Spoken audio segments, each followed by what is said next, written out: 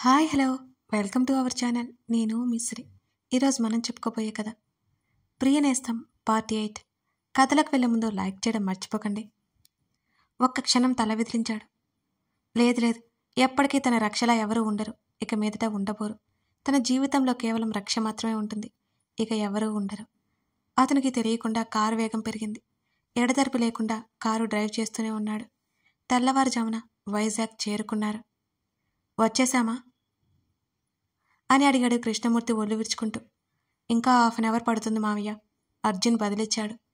రాత్రంతా డ్రైవ్ చేస్తూనే ఉన్నావా అర్జున్? కొంత సమయం ఎక్కడైనా రెస్ట్ తీసుకోమని చెప్పాను కదా, సీరియస్గా చెప్పాడు కృష్ణమూర్తి. పర్వాలేదు మావయ్య, నాకు అలవాటే కదా అని అర్జున్ చెప్పాడు. వీళ్ళ మాటలకి మెలకువ వచ్చి చూసింది ప్రవర్తిక. సిటీ చివరిలోకి కారు తీసుకెళ్లాడు అర్జున్. మెయిన్ రోడ్డు మీద నుంచి కారు లోపలికి ఉన్న మట్టి రోడ్డు వైపుకి మళ్లించాడు అర్జున్. రోడ్డుకి ఇరువైపులా చెట్లు, అచ్చం పల్లెటూరిని తలపించేలా ఉంది ఆ వాతావరణం. తల బయటికి పెట్టి మరీ చూస్తుంది ప్రవర్తిక. ఎక్కడికి తీసుకువెళ్తున్నారో తెలియలేదు ప్రవర్తికకి. బాబాయ్ గారు, హాస్పిటల్ అన్నారే, ఎక్కడేంటి ఇలా ఉంది? ఎక్కడేమైనా హాస్పిటల్ ఉందా అనుకుంటూ చుట్టూ చూస్తుంది ప్రవర్తిక. తర్వాత ఓపెన్ ప్లేస్ ఉంది. కారు ఆపాడు అర్జున్. కారు దిగాడు. కృష్ణమూర్తి ప్రవర్తిక కూడా కారు దిగారు. పదమ్మ, ఇక్కడి నుంచి కొంచెం లోపలికి నడవాలి అని ఆ సన్నటి దారికి ఇరువైపులా ఉన్న పూల మొక్కలు చూపిస్తూ చెప్పాడు కృష్ణమూర్తి. ఆ ప్రదేశం చాలా అందంగా ఉంది. అలాగే అన్నట్టు తల ఊపి వారి వెంట నడిచింది ప్రవర్తిక. లోపలికి వెళ్ళగానే అర్థమైంది అది ఒక ఆయుర్వేద హాస్పిటల్ అని. కొంతమంది బయట పేషెంట్ని చూసుకుంటూ నడిపిస్తూ ఉన్నారు. కొందరు వ్యాయామం చేస్తూ ఉన్నారు. కొందరు పరిసరాలని శుభ్రం చేస్తున్నారు. హాస్పిటల్ లోపలికి వెళ్ళారు. హాస్పిటల్ అనే కంటే అందమైన ఇల్లు అనొచ్చది, అలా ఉంది. ఒక అతను వచ్చాడు. సుమారు 30 ఏళ్ళకి పైగా ఉండొచ్చు అతనికి. వసుంధర తాలూకా రమ్మని కాల్ చేశారు అని చెప్పాడు కృష్ణమూర్తి. రండి అని లోపలికి తీసుకెళ్లాడు ఆ వ్యక్తి. చాలా నీట్గా ఉంది లోపల, మీరు కూర్చోండి, నేను గురువుగారితో మాట్లాడొస్తాను అని చెప్పి వెళ్ళిపోయాడు ఆ వ్యక్తి. కొంత సమయానికి వ్యక్తి వచ్చి వెళ్దాం పదండి అని లోపలికి నడిచాడు. అతని వెనకే నడిచారు ముగ్గురు. చాలా గదులున్నాయి లోపల. ఈ గదే అని చెప్పేసి వెళ్ళిపోయాడు ఆ వ్యక్తి. తలుపు తెరిచి లోపలికి వెళ్ళారు. బెడ్ మీద పడుకుని ఉంది వసుంధర. కృష్ణమూర్తి గబగబా వసుంధర దగ్గరికి వెళ్ళాడు. వసు ఆమె చేతిని పట్టుకున్నాడు. సార్, ఆవిడ ఇప్పుడే పడుకున్నారు, కొంత సమయం తర్వాత మాట్లాడితే మంచిదేమో అని పక్కనే ఉన్న నర్స్ చెప్పింది కృష్ణమూర్తికి. మరోసారి వసుంధరని చూసి బాధగా వెనక్కి తిరిగి వచ్చాడు కృష్ణమూర్తి. మిమ్మల్ని గురువుగారు రమ్మని చెప్పారండి, వెళ్ళండి. అంతకుముందు వచ్చిన వ్యక్తి వాళ్ళతో చెప్పాడు. ముగ్గురు ఆయన దగ్గరికి వెళ్ళారు. తెల్ల పంచ షర్ట్లో ఉన్నాడు. దాదాపు 60 ఏళ్ళుంటాయి ఆయనకి. నమస్కారం పెట్టారు. కూర్చోండి అన్నట్టు చేయి చూపించగానే ఎదురుగా కూర్చున్నారు ముగ్గురు. వసుంధర తాలూకానా మీరు? అవునండి అని బదులిచ్చాడు అర్జున్. ఆవిడ కొంత కోలుకున్నారు. కొన్ని రోజులాగండి, ఇదే విధంగా జాగ్రత్తగా చూసుకుంటే పూర్తిగా కోలుకుంటారు. ఆవిడకి ఒత్తిడి కలిగించే విషయాలు తెలియనివ్వద్దు. ఆవిడ సంతోషంగా ప్రశాంతంగా చూసుకోవాలి మీరు అని అన్నారు ఆ వ్యక్తి. అలాగేనండి అని చెప్పాడు కృష్ణమూర్తి. ఇక్కడ ఎన్ని రోజులు ఉంచాలి? ఇంటికెప్పుడు తీసుకెళ్ళొచ్చు అని అడిగాడు అర్జున్. ఇంకో 1 వారం రోజుల్లో ఇంటికి పంపిస్తాం. 1 వారం రోజులు ఇక్కడ ఉంచాలి. అప్పుడు పూర్తిగా నయమైందనుకుంటే పంపిస్తాం. లేకపోతే ఇంకొన్ని రోజులు ఇక్కడే ఉండాల్సి వస్తుంది అని అన్నాడు ఆయన. అలాగేనండి. ఇంకొంత సమయం ఆమె గురించి మాట్లాడుకున్నారు. తర్వాత వసుంధర మేల్కొంది అని తెలియగానే ఆయన దగ్గర సెలవు తీసుకుని వసుంధర దగ్గరికి వెళ్ళారు ముగ్గురు. వసు తలుపు దగ్గర నుంచే పిలిచాడు కృష్ణమూర్తి. తల తిప్పి చూసింది వసుంధర. కృష్ణమూర్తి అర్జున్ కనిపించగానే కన్నీళ్లతో చూసింది వాళ్ళని. ఇద్దరు వసుంధర దగ్గరికి వెళ్ళారు. వసు ఆమె తలని ఛాతీకి హత్తుకున్నాడు కృష్ణమూర్తి. గట్టిగా ఏడ్చింది వసుంధర. మీరు ఏడవకూడదని చెప్పింది వెంటనే నర్స్. వసు ప్రశాంతంగా ఉండు, మేము వచ్చేసాంగా, నీకేం భయం లేదు. ఆమెను ఊరుకోబెట్టడానికి కృష్ణమూర్తి ఆమె తల మీద ముద్దు పెట్టుకున్నాడు. అత్త ఆమె చేతిని తన చేతిలోకి తీసుకున్నాడు అర్జున్. అర్జున్ అంటూ అర్జున్ నుదుటి మీద ముద్దు పెట్టుకుంది. ఇప్పుడు ఎలా ఉంది వసు అని అడిగాడు కృష్ణమూర్తి. శరీరంలో ఓపిక లేదండి అని అంది వసుంధర. చిన్నగా ఆమె గొంతు వణుకుతోంది. అర్జున్ కృష్ణమూర్తి ఇద్దరు చెరొక చే పట్టుకుని మెల్లిగా కూర్చోబెట్టారు. కూర్చోలేకపోతుంది వసుంధర. వెంటనే వెనక్కి పడిపోయింది. సార్ సార్, ఇప్పటికిప్పుడు ఆవిడ లేవలేదు. రోజు ప్రాక్టీస్ చేయించాలి. ఇప్పుడు ఫుడ్ తినగలరు కాబట్టి మంచి ఫుడ్ పెట్టాలి. ఆమె శరీరం చాలా బలహీనంగా ఉంది. వారం రోజుల పాటు ఆమెకి లేచి కూర్చోవడం, నడవడం ప్రాక్టీస్ చేయించాలి అని అంది నర్స్ వివరిస్తూ. వసుంధర ఎదురుగా కూర్చుని ఆవిడ చేతులు చెంపల దగ్గర పెట్టుకుని, అత్త, నేను చాలా మిస్ అయ్యాను అని అన్నాడు అర్జున్ భారంగా. అర్జున్ తల నిమిరింది వసుంధర. నువ్వు లేకపోయేసరికి ఏం బాగాలేదు అత్త. మావయ్య నిన్ను ఎక్కడికెక్కడికో తిప్పి చివరికి బాగయ్యేలా చేశారు అన్నాడు అర్జున్. ఆమె భర్తని చూసింది. అవన్నీ ఇప్పుడు ఎందుకులే అర్జున్. వసు, ఇంకొక ముఖ్యమైన వ్యక్తిని పరిచయం చేయాలి అన్నాడు కృష్ణమూర్తి. ఎవరు అన్నట్టు చూసింది అయోమయంగా వసుంధర. అర్జున్కి అర్థమై మౌనంగా ఉన్నాడు. అప్పటి వరకు వాళ్ళ ముగ్గురిని చూస్తూ ఆ ముఖ్యమైన వ్యక్తి ఎవరా అనుకుంటోంది ప్రవర్తిక. రా తల్లి అని చేయి చాచి ప్రవర్తికను పిలిచాడు కృష్ణమూర్తి. తనేనా ఆ వ్యక్తి అనుకుంది ఆశ్చర్యపోతూ.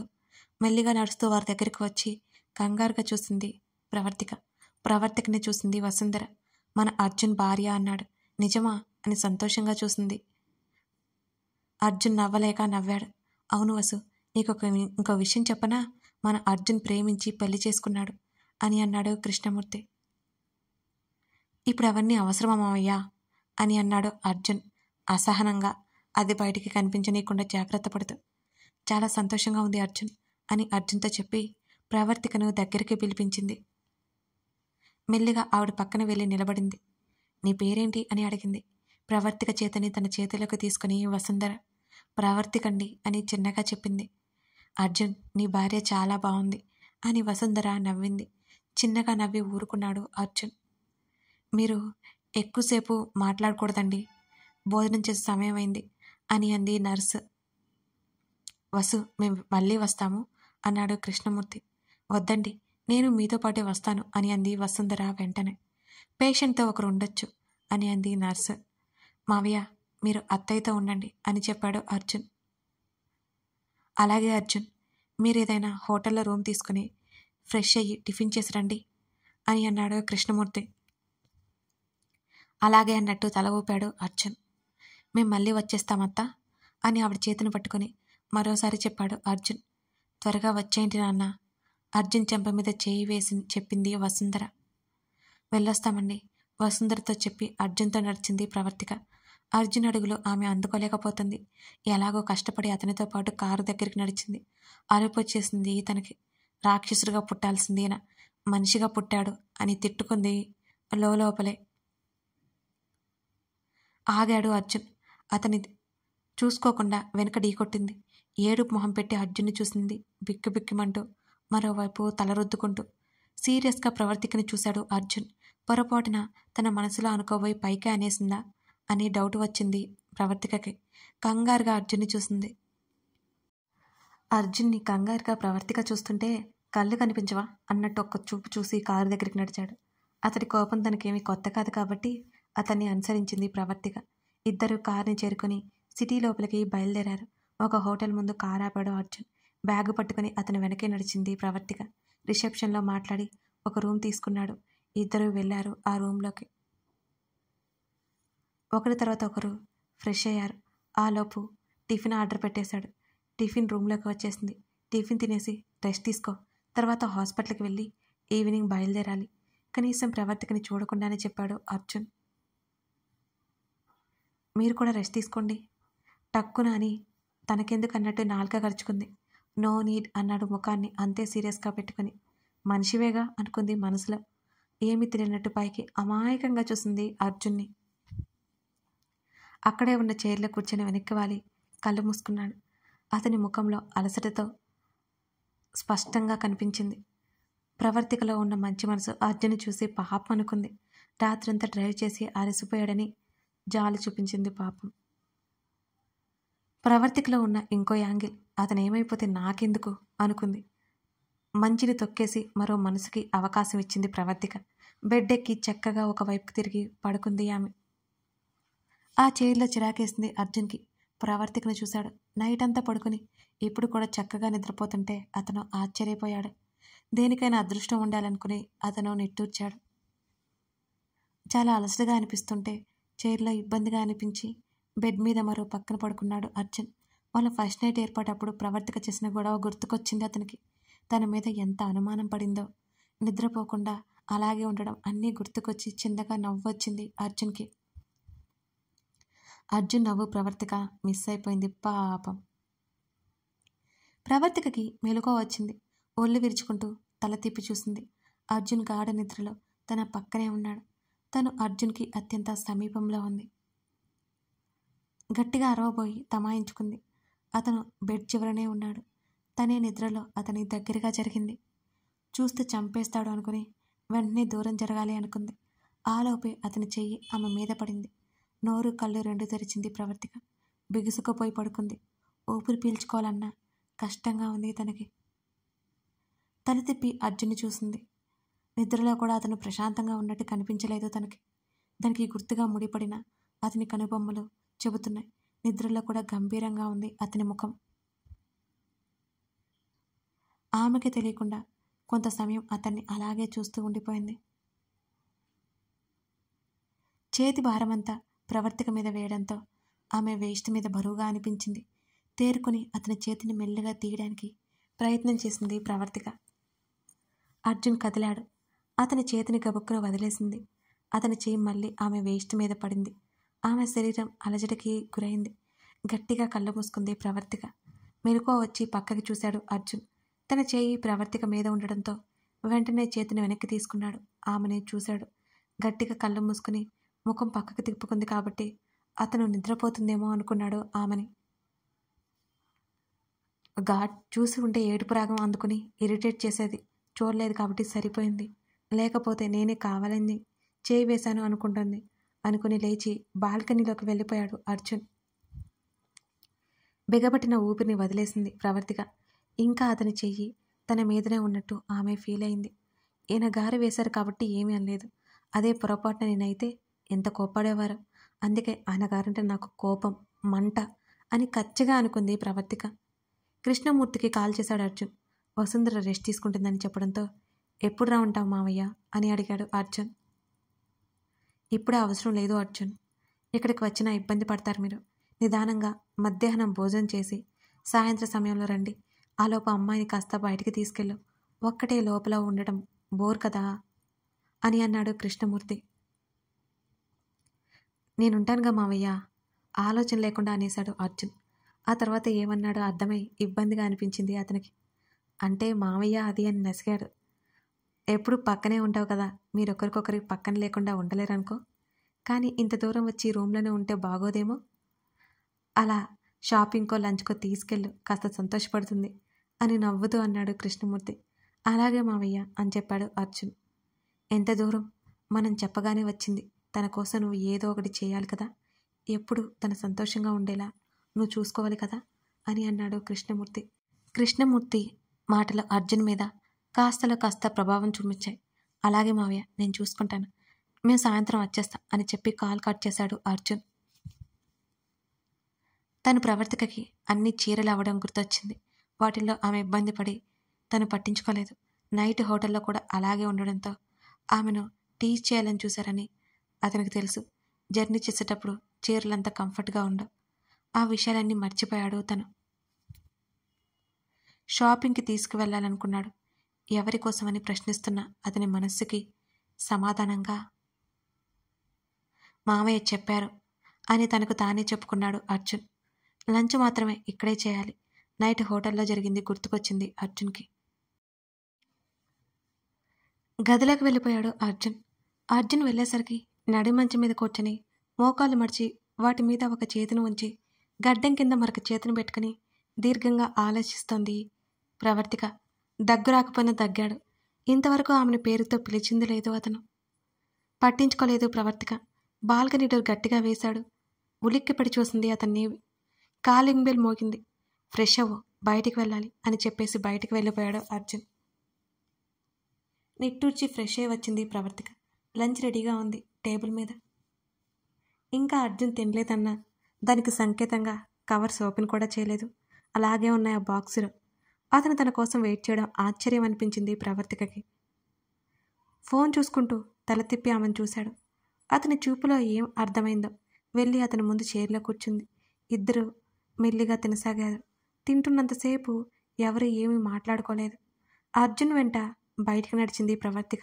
తిన్న తర్వాత అతను ఎక్కడికి తీసుకెళ్తున్నాడో అడగాలని ఉన్నా అడగలేకపోతోంది, అతని కోపానికి భయపడి. కానీ ఇప్పుడు ప్రశాంతంగానే ఉన్నాడు అనిపిస్తోంది. మరోవైపు ధైర్యాన్ని అప్పు తెచ్చుకుని మరీ ఎక్కడికి వెళ్తున్నావండి అని అడిగింది మెల్లిగా. వెళ్తున్నాం కదా, తొందర ఎందుకు, ఎప్పట్లాగే సీరియస్గా చెప్పాడు అతను. పార్కింగ్ లాట్లో పార్క్ చేసిన కార్ని తీసుకొచ్చాడు. ఎక్కువ అన్నట్టు చూశాడు. మౌనంగా కారు ఎక్కింది. సిటీ అందాలు చూస్తూ ఉంది. కొంత సమయానికి షాపింగ్ మాల్ ముందు కారు ఆపాడు అర్జున్. అక్కడికి ఎందుకు వచ్చామో తెలియక ఉంది ఆమెకి. ఇక్కడికి ఎందుకండి? ఆమె గొంతు ఆమెకే తెలియకుండా వణుకుతోంది.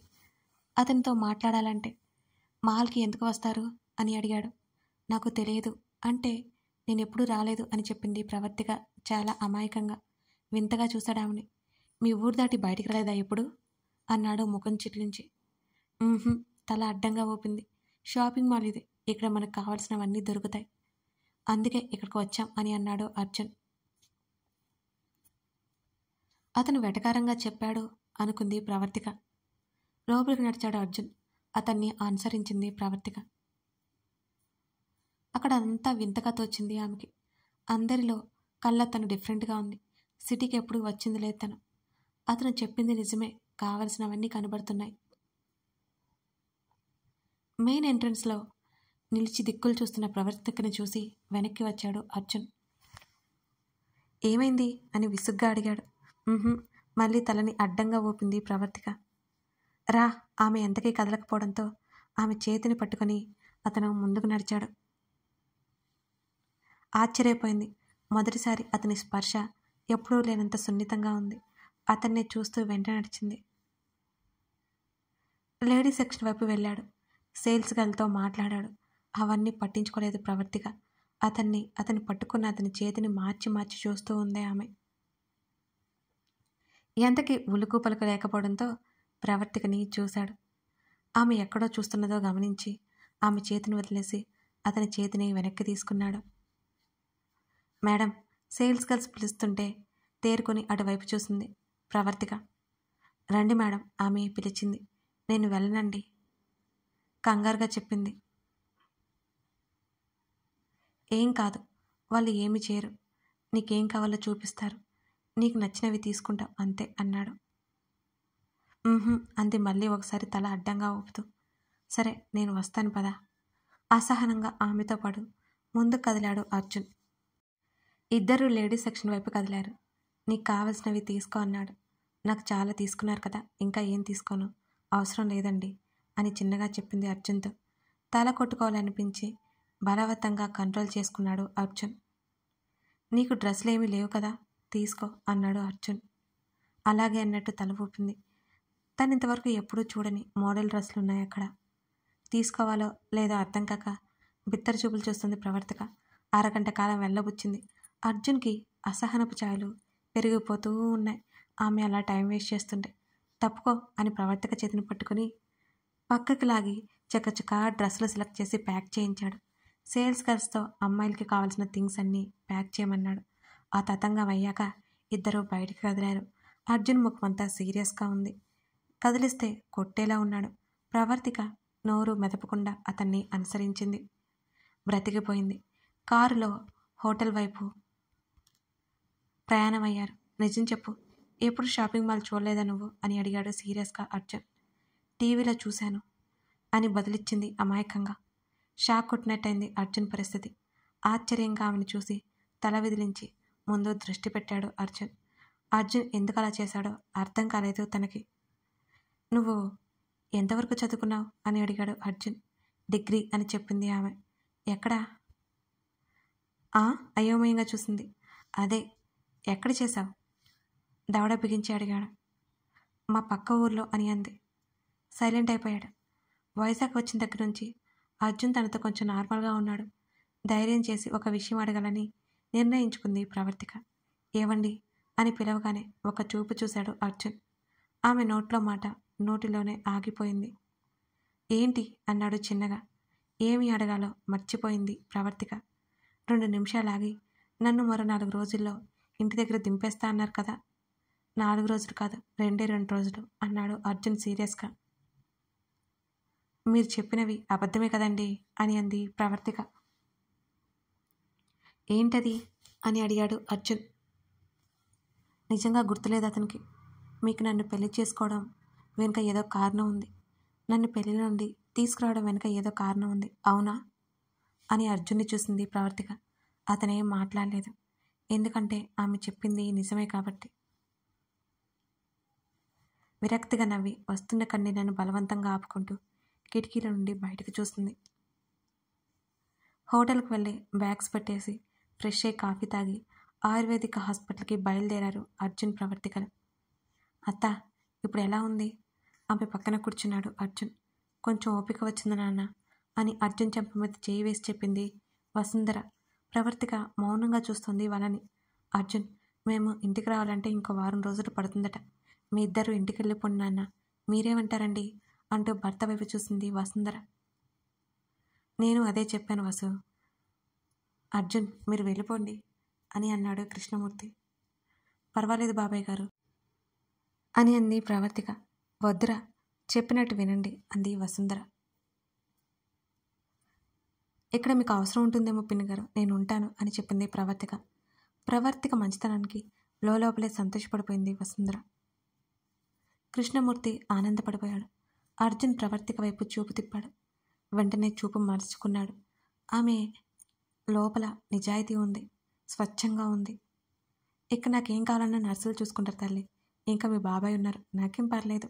మేము ఇంటికి వచ్చేసరికి మీరు ఉండాలి కదా, మీకోసం అయినా త్వరగా వచ్చేస్తాం ప్రవర్తిక చేతిని పట్టుకొని చెప్పింది వసుంధర. అలాగేనని ఇద్దరు అక్కడి నుంచి బయలుదేరారు. హోటల్కి వెళ్ళి లగేజ్ ప్యాక్ చేసుకుని రూమ్ వెకేట్ చేసి కారు ఎక్కారు. అప్పటికే రాత్రి అయిపోయింది. కారు విండో నుంచి బయటకు చూస్తూ ఉంది. చాలా బోర్ కొడుతుంది ప్రవర్తికకి. తను వాళ్ళందరూ గుర్తొచ్చారు. అమ్మ, నాన్న, పిన్ని, బాబాయ్, అన్నయ్య అందరూ గుర్తొచ్చారు. తన కోసం ఎంత బాధపడతారో తలుచుకోగానే ఏడుపు వచ్చింది ప్రవర్తికకి.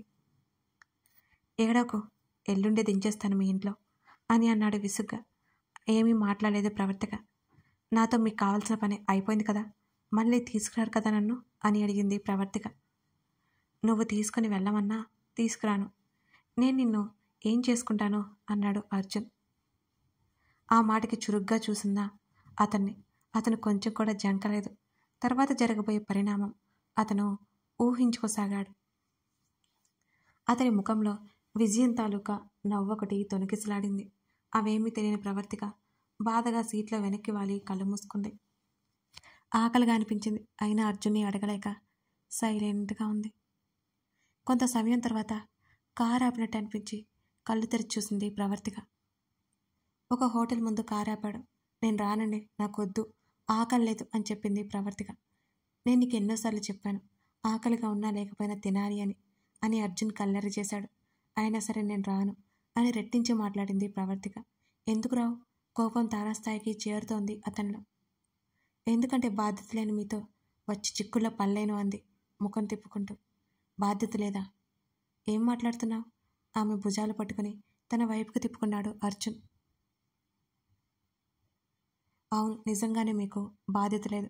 నిన్న రాత్రి నా పరిస్థితి నాకే జాలేసింది అంది కళ్ళల్లో నీళ్లు తిరుగుతుంటే ప్రవర్తిక. దాంట్లో నా తప్పే ఉంది అని అడిగాడు అర్జున్.